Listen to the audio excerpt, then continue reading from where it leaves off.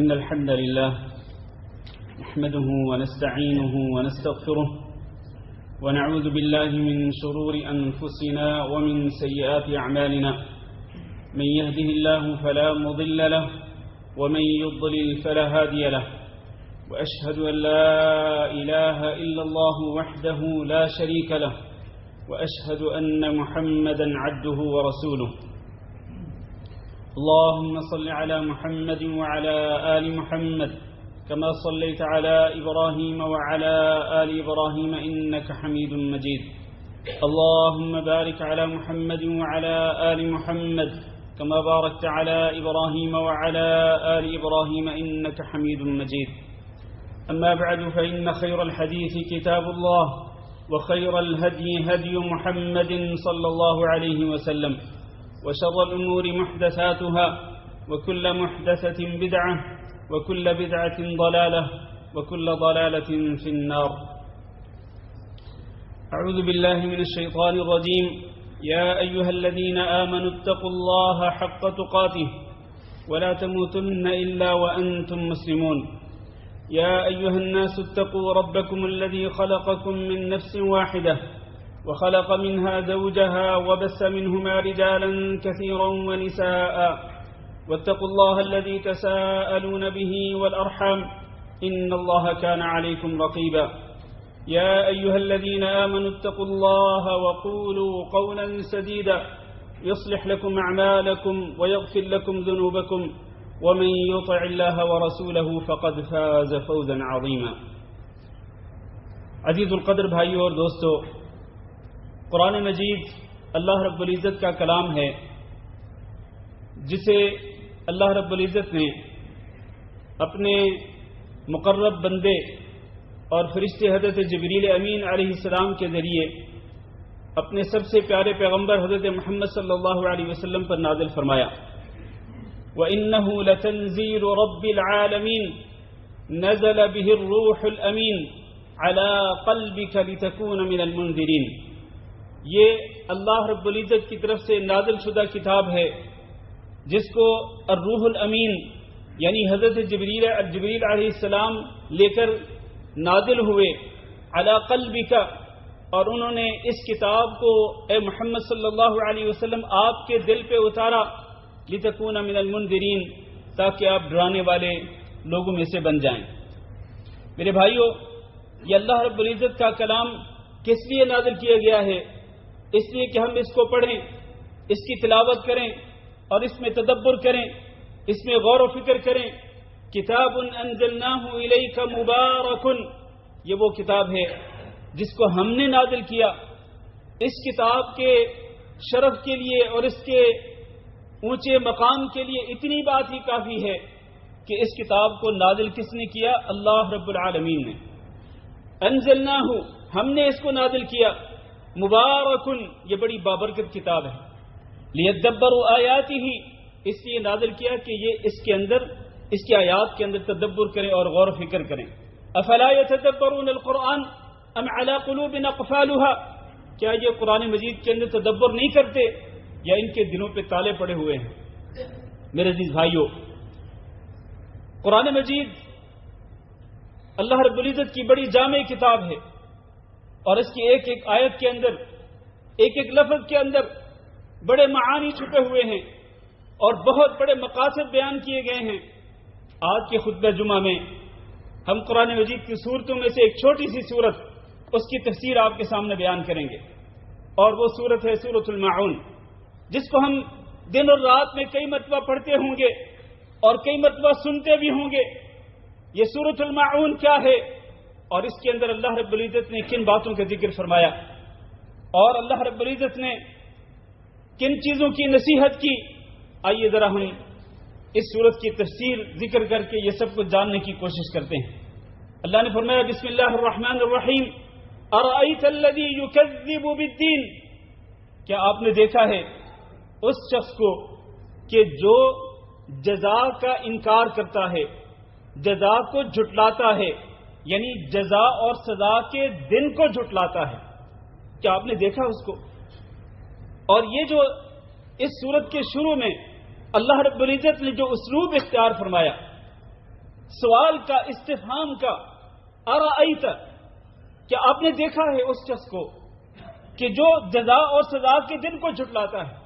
اس میں اصل میں تعجب ہے کہ جزا اور سزا کے دن کو کس طرح جھٹلایا جا سکتا ہے؟ کون عقل مند ہے کہ جو جزا اور سزا کے دن کا انکار کرے؟ گویا اس میں سب سے پہلے تنبیہ ہے اس بات کی کہ جزا اور سزا کے دن کا انکار کرنا ممکن نہیں ہے، اور کفار مکہ جزا اور سزا کے دن کا انکار کرتے تھے، اور وہ کہا کرتے تھے اذا كنا عظاما ورفاتا ائنا لمبعوثون، کہ ہم جب مٹی کے اندر گل سڑ جائیں گے تو کیا پھر نئے سرے سے ہمیں اٹھایا جائے گا؟ انکار کرتے تھے۔ زعم الذين كفروا ان لن يبعثوا، یہ کافروں کا دعویٰ تھا کہ انہیں ہرگز نہیں اٹھایا جائے گا۔ اللہ نے کیا جواب دیا؟ فرمایا قل بلا وربی لتبعثن ثم لتنبؤن بما عملتم وذلك على الله يسير، میرے رب کی قسم ہے کہ تمہیں ضرور بھی ضرور اٹھایا جائے گا، اور پھر کیا کیا جائے گا؟ ثم لتنبؤن بما عملتم، پھر تم نے جو کچھ اعمال کیے تمہارے اعمال کے بارے میں تمہیں ضرور بھی ضرور خبر دی جائے گی۔ وذلك على الله يسير، اور یہ اللہ کے لیے بہت آسان ہے، اللہ کے لیے کوئی مشکل نہیں تمہیں دوبارہ زندہ کرنا، اور دوبارہ زندہ کر کے اپنے سامنے کھڑا کرنا، اور پھر حساب و کتاب لینا اللہ کے لیے کوئی مشکل نہیں ہے، اللہ کے لیے آسان ہے۔ تو اللہ تعالیٰ گوئے کہ تعجب کے اظہار کر رہے، ارأیت الذی یکذب بالدین، کیا آپ نے دیکھا اس انسان کو، اس شخص کو کہ جو جزا اور سزا کے دن کا انکار کرتا ہے، جبکہ انکار کرنا ممکن نہیں ہے۔ یہ تو ایمان کے ارکان میں سے ایک رکن ہے، الایمان بالیوم الآخر، آخرت کے دن پر ایمان لانا، اس کے بغیر ایمان مکمل نہیں ہوتا۔ تو وہ کون بدبخت ہو سکتا ہے کہ جو جزا اور سزا کے دن کا انکار کرے؟ اللہ تعالی نے اس کے بعد اس کی دو صفات ذکر فرمائیں کہ جو شخص جزا اور سزا کے دن کا انکار کرتا ہوگا فذلک الذی یدع الیتیم، یہ وہ ہوگا کہ جو کیا کرتا ہے؟ الذی یدع الیتیم، جو یتیموں کو دھکے دیتا ہے، یتیموں پہ ظلم کرتا ہے، ان کو دھکے دے کے اپنے گھر سے باہر نکلتا ہے۔ یتیم اگر اپنے مال کا مطالبہ کرتے ہیں، اپنے باپ کی وراثت سے، اپنے چچوں سے مطالبہ کرتے ہیں، تو یہ چچے اپنے بھائی کے مال پر قبضہ کرنے کے بعد، ان یتیموں کے مال پہ قبضہ کرنے کے بعد وہ کیا کرتے ہیں؟ ان یتیموں کو دھکے دے کر گھر سے باہر نکالتے ہیں۔ الذی یدع الیتیم، یتیموں پہ ظلم کرتے ہیں۔ اس کا معنی یہ ہوا کہ یتیموں پہ ظلم کرنے والا شخص وہی ہو سکتا ہے جس کو جزا اور سزا کے دن پر یقین نہیں ہے، اور جس کو جزا اور سزا کے دن پر یقین ہے اس کو پتا ہے کہ مجھے اللہ رب العزت کے سامنے پیش ہونا ہے اور مجھے اپنے اعمال کا حساب دینا ہے۔ جس کو اس بات پہ یقین ہوگا وہ کبھی بھی یتیموں کو دھکے نہیں دے گا، وہ یتیموں کو اپنے گلے سے لگائے گا، اپنے سینے سے لگائے گا، ان کے سر پہ ہاتھ پھیرے گا، اور اس کو پتا ہے کہ اللہ تعالیٰ نے یتیموں کا مال کھانے والے لوگوں کے بارے میں فرمایا ان الذین یأکلون اموال الیتامی ظلما انما یأکلون فی بطونہم نارا وسیصلون سعیرا، وہ لوگ جو ظلم کرتے ہوئے یتیموں کا مال کھاتے ہیں وہ اپنے پیٹوں کے اندر جہنم کی آگ کو بھر رہے ہیں، وسیصلون سعیرا، اور ان قریب ان کو جہنم کی آگ میں جھونک دیا جائے گا۔ یتیم کا جو معاملہ ہے، اللہ نے فرمایا وَيَسْأَلُونَكَ عَنِ الْيَتَامَى قُلْ إِصْلَاحٌ لَهُمْ خَيْرٌ وَإِن تُخَالِطُوهُمْ فَإِخْوَانُكُمْ فِي الدِّينِ وَاللَّهُ يَعْلَمُ الْمُفْسِدَ مِنَ الْمُصْلِحِ۔ یہ لوگ آپ سے یتیموں کے بارے میں سوال کرتے ہیں، اللہ نے فرمایا ان کو کہہ دو کہ ان کی اصلاح کرنی ہے اور ان کی اصلاح کے اندر ہی خیر ہے، اور اگر تم ان کے ساتھ خلطمت ہو جاؤ، ان کو اپنے ساتھ گھروں کے اندر رکھنا شروع کر دو تو تمہارے ایسے ہیں جیسے تمہارے دین کے اندر بھائی ہیں، ان کے ساتھ بھائیوں جیسا رویہ رکھو، ان یتیم بچوں کے ساتھ اپنے بچوں جیسا رویہ رکھو۔ یہ اللہ رب العزت کی تعلیمات ہیں۔ تو یتیم کو دھکے دے کر گھر سے باہر نکالنے والا، یتیم کا مال ہڑپ کرنے والا، یتیم پہ ظلم کرنے والا وہی شخص ہو سکتا ہے جو جزا اور سزا کے دن کا انکار کرتا ہوگا، ورنہ تو جزا اور سزا کے دن پہ یقین رکھنے والا جو شخص ہے اس کو پتا ہے کہ نبی کریم صلی اللہ علیہ وسلم نے فرمایا کہ انا وکافر الیتیم کہاتین، میں اور یتیم کی کفالت کرنے والا اس طرح ہے جیسے یہ دو انگلیاں، یعنی جس طرح میں اور جنت، اسی طرح میں اور جنت کی اور یتیم کی کفالت کرنے والا، ہم دونوں جنت کے اندر اکٹھے ہوں گے۔ تو جو شخص جزا اور سزا کے دن پہ یقین رکھتا ہے، قیامت کے دن پہ یقین رکھتا ہے، وہ یتیم پہ ظلم نہیں کرتا بلکہ یتیم پہ شفقت کرتا ہے، اس میں ترس کھاتا ہے کہ اس کا باپ فوت ہو گیا اور اس کا مال ہڑپ نہیں کرتا بلکہ وہ اس پہ مال خرچ کرتا ہے۔ تو یہ پہلی صفت ہے اس شخص کی جو کہ جزا اور سزا کے دن کا انکار کرتا ہے۔ اور دوسری صفت کیا ہے؟ وَلَا يَحُضُّ عَلَى طَعَامِ الْمِسْكِينِ، ایک تو یتیموں کو دھکے دیتا ہے، دوسرا یہ ہے کہ مسکین کو کھانا کھلانے کی ترغیب بھی نہیں دیتا ہے۔ مسکین کو کھانا کھلانا تو دور کی بات، وہ اپنے گھر والوں کو، اپنے اہل و عیال کو، اپنے بھائیوں کو، اپنے جاننے والوں کو وہ مسکینوں کو کھانا کھلانے کی ترغیب بھی نہیں دیتا، تلقین بھی نہیں کرتا ہے کہ بھائی یتیموں کو، مسکینوں کو کھانا کھلاؤ۔ اس قدر بخیل اور کنجوس، بخیلی اور کنجوسی کا یہ عالم کہ خود تو مسکین کو کھانا کھلانا دور کی بات، وہ اس کی ترغیب بھی نہیں دیتا ہے۔ حالانکہ ترغیب تو انسان دے سکتا ہے نا، اپنے گھر والوں کو، اپنے بیوی بچوں کو بندہ کہہ سکتا ہے، اگر اس کے پاس کچھ بھی نہیں ہے خرچ کرنے کے لیے تو اپنے جاننے والوں کو تو کہہ سکتا ہے کہ بھائی یہ مسکین ہے، اس کو کھانا کھلا دو۔ وہ اتنا بخیل اور کنجوس۔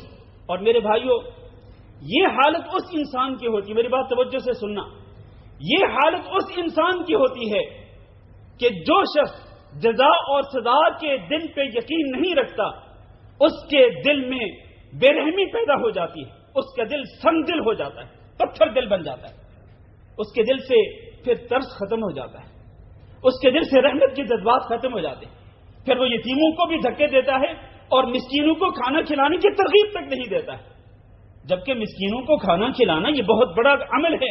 اللہ تعالیٰ نے قرآن مجید کے اندر ارشاد فرمایا وَيُطْعِمُونَ الطَّعَامَ عَلَى حُبِّهِ مِسْكِينًا وَيَتِيمًا وَأَسِيرًا إِنَّمَا نُطْعِمُكُمْ لِوَجْهِ اللَّهِ لَا نُرِيدُ مِنكُمْ جَزَاءً وَلَا شُكُورًا۔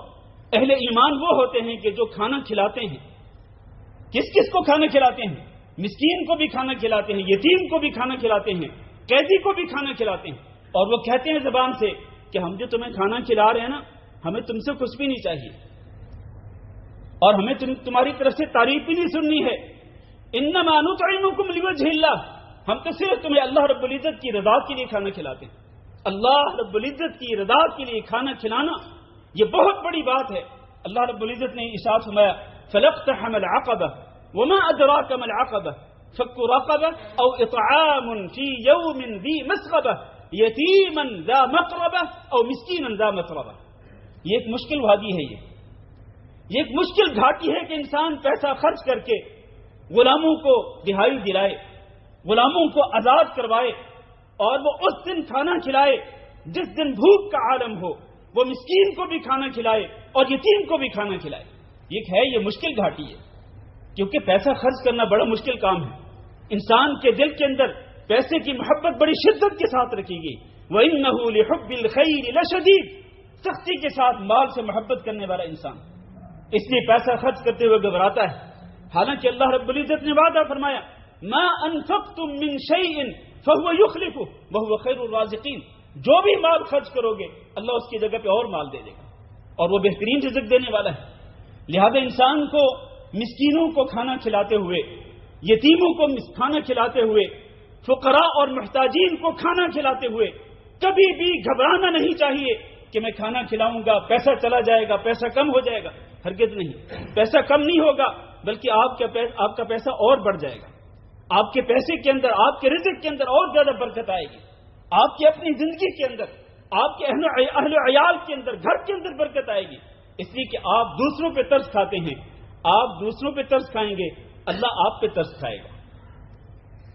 ارحموا من فی الارض یرحمکم من فی السماء، ان لوگوں پہ ترس کھاؤ کہ جو زمین میں چلتے پھرتے ہیں، یہ فقراء، یہ مساکین، اور یاد رکھو انہی فقراء اور مساکین کی وجہ سے ہی تمہیں بھی رزق دیا جاتا ہے۔ تم اتراتے ہو، تکبر کرتے ہو کہ میں انجینئر ہوں، میں ڈاکٹر ہوں، میرے پاس ہنر ہے، میں اپنے ہنر کے ساتھ کما سکتا ہوں، ہرگز نہیں۔ اللہ کی قسم آپ کے ہنر کی وجہ سے آپ کو رزق نہیں دیا جاتا، بلکہ رسول اکرم صلی اللہ علیہ وسلم نے فرمایا انما ترزقون بضعفائکم، تمہیں رزق دیا جاتا ہے تمہارے اندر جو کمزور لوگ ہوتے ہیں ان کی وجہ سے، تاکہ تم ان پہ خرچ کرو۔ یہ اللہ رب العزت کا ایک اصول ہے، اللہ رب العزت کی حکمت ہے کہ اللہ مالداروں کو مال دیتا ہے تاکہ وہ مال خرچ کریں، نہ کہ وہ بیلنس کر کے رکھے، جمع کر کے رکھے۔ جو شخص مال جمع کر کے رکھتا ہے اور روزانہ جن کے سوتا ہے، اللہ نے اس کے بارے میں کیا فرمایا؟ وَيْلٌ لِكُلِّ هُمَزَةٍ لُمَزَةٍ الَّذِي جَمَعَ مَالًا وَعَدَّدَهُ يَحْسَبُ أَنَّ مَالَهُ أَخْلَدَهُ كَلَّا لَيُنبَذَنَّ فِي الْحُطَمَةِ وَمَا أَدْرَاكَ مَا الْحُطَمَةُ نَارُ اللَّهِ الْمُوقَدَةُ الَّتِي تَطَّلِعُ عَلَى الْأَفْئِدَةِ إِنَّهَا عَلَيْهِمْ مُؤْصَدَةٌ فِي عَمَدٍ مُمَدَّدَةٍ۔ اس سورت کو ذرا پڑھیں اس سورت کو، تاکہ آپ کو پتہ چلے کہ مال جمع کرنا اور مال گن کے رکھنا، آج میرے پاس 1000 ہو گیا، آج میرے پاس لاکھ ہو گیا، آج میں کروڑوں کا مالک بن گیا، آج میں ارب پتی ہو گیا، جو مال کو گن کے رکھتے ہیں، سنبھال کے رکھتے ہیں، خرچ نہیں کرتے ہیں۔ پڑھیں اس سورت کو، اللہ تعالیٰ نے ان کے بارے میں کیا ارشاد فرمایا۔ میرے عزیز بھائیوں، تو ہم اسی سورت کی طرف واپس لوٹتے ہیں کہ جزا اور سزا کے دن کو جھٹلانے والا انسان ہی وہ ہو سکتا ہے کہ جو ایک تو یتیموں کو دھکے دیتا ہے، دوسرا مسکینوں کو کھانا نہیں کھلاتا۔ آگے فرمایا فویل للمصلین، یہ آیت پڑھ کر انسان دہشت زدہ رہ جاتا ہے۔ اللہ کی قسم انسان کے دل میں خوف پیدا ہوتا ہے، دہل جاتا ہے انسان۔ اللہ نے کیا فرمایا؟ فویل للمصلین، پھر ہلاکت اور بربادی ہے، یا جہنم کی وادی ہے نماز پڑھنے والوں کے لیے۔ للمصلین، ہلاکت اور بربادی کن کے لیے؟ نماز پڑھنے والوں کے لیے۔ اللہ وہ کون سے نماز پڑھنے والے ہیں جن کے لیے ہلاکت اور بربادی ہے؟ اللہ نے آگے جواب دیا الذین هم عن صلاتهم ساہون، یہ وہ نماز پڑھنے والے ہیں کہ جو اپنی نماز سے غافل رہتے ہیں۔ نماز سے غافل رہنے کا معنی کیا ہے؟ معنی یہ ہے کہ وہ نماز پڑھتے ہیں لیکن ساری نہیں پڑھتے، پوری نمازیں نہیں پڑھتے، 2-3 پڑھ لیتے ہیں، 1-2 چھوڑ دیتے ہیں۔ فَخَلَفَ مِن بَعْدِهِمْ خَلْفٌ أَضَاعُوا الصَّلَاةَ وَاتَّبَعُوا الشَّهَوَاتِ فَسَوْفَ يَلْقَوْنَ غَيًّا۔ انبیاء علیہ السلام کا ذکر کرنے کے بعد اللہ نے فرمایا ان کے بعد ایسے ناخلف نالائق قسم کے لوگ پیدا ہوئے کہ جنہوں نے نمازوں کو ضائع کرنا شروع کر دیا اور اپنی شہوات کے پیچھے پڑ گئے۔ یہ نمازوں کو ضائع کرنا اور شہوات کے پیچھے پڑنا، ہم میں سے بہت سارے لوگ ایسے ہوں گے کہ جو نمازوں کی پرواہ نہیں کرتے، کبھی پڑھ لی کبھی چھوڑ دی، کبھی وقت پہ پڑھ لی کبھی بے وقت پڑھ لی۔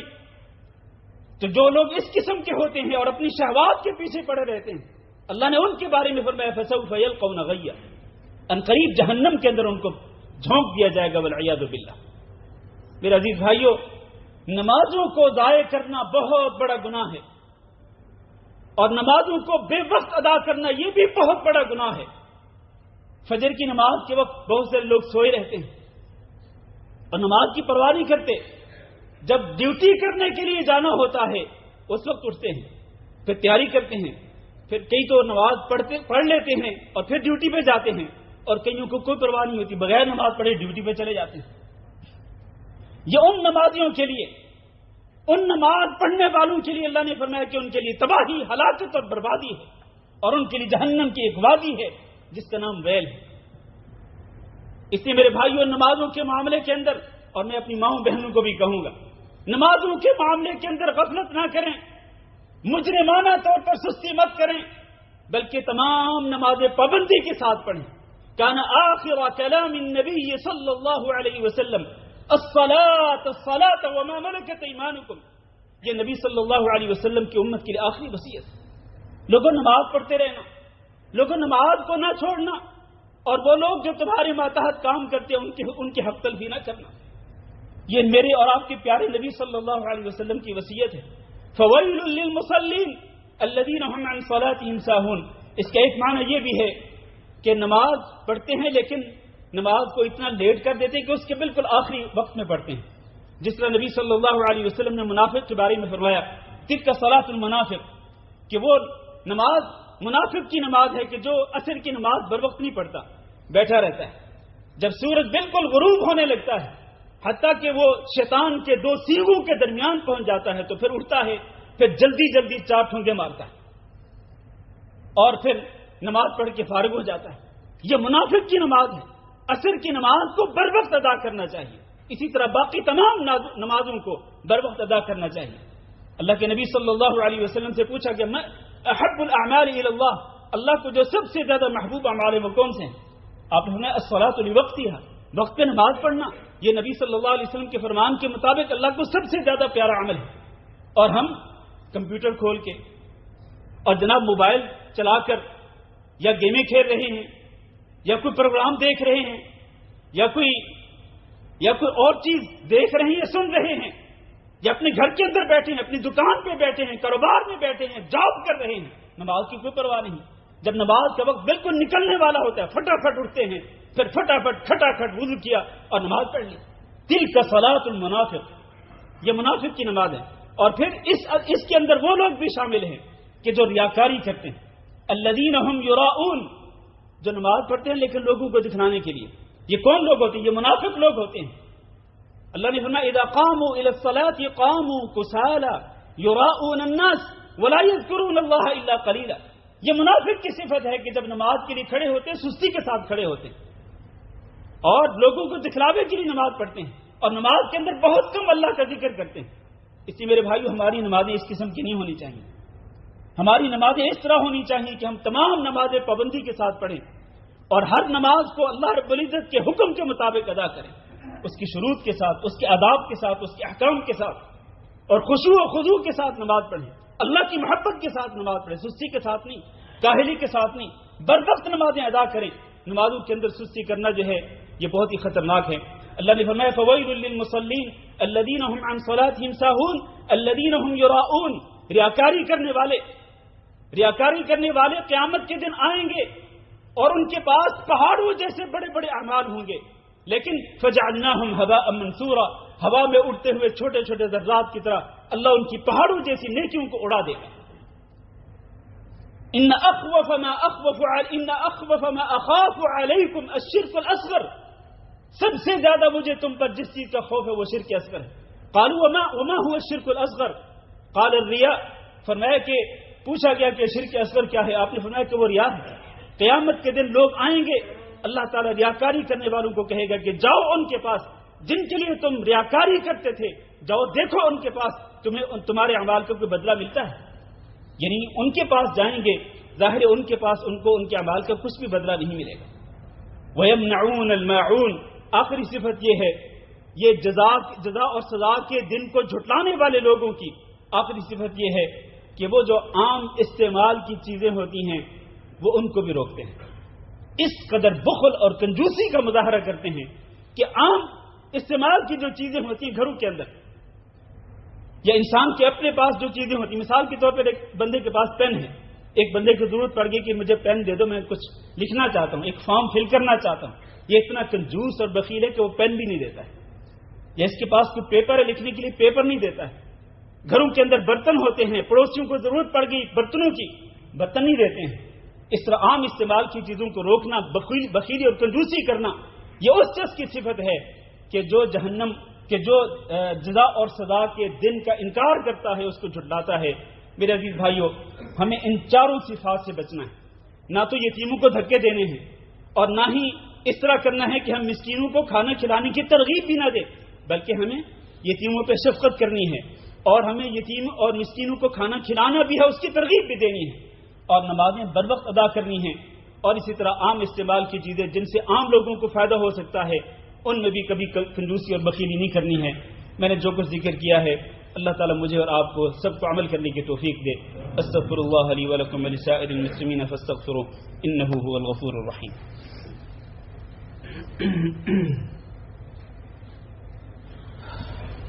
ان الحمد لله نحمده ونستعينه ونستغفره ونعوذ بالله من شرور انفسنا ومن سيئات اعمالنا، من يهده الله فلا مضل له ومن يضلل فلا هادي له، واشهد ان لا اله الا الله وحده لا شريك له، واشهد ان محمدا عبده ورسوله۔ اللهم صل على محمد وعلى آل محمد كما صليت على إبراهيم وعلى آل إبراهيم إنك حميد مجيد۔ اللهم بارك على محمد وعلى آل محمد كما باركت على إبراهيم وعلى آل إبراهيم إنك حميد مجيد. اللهم اغفر لنا وللمؤمنين والمؤمنات وللمسلمين والمسلمات الأحياء منهم والأموات. اللهم إنا نسألك العفو والعافية والمعافاة الدائمة في الدنيا والآخرة. اللهم فرج هم المهمومين ونفس كرب المكروبين واقض الدين عن المدينين واشف مرضانا ومرضى المسلمين. اللهم آمنا في أوطاننا واجعل هذا البلد آمنا مطمئنا وسائر بلاد المسلمين. عباد الله، إن الله يأمر بالعدل والإحسان وإيتاء ذي القربى وينهى عن الفحشاء والمنكر والبغي يعظكم لعلكم تذكرون. سبحان ربك رب العزة عما يصفون وسلام على المرسلين والحمد لله رب العالمين.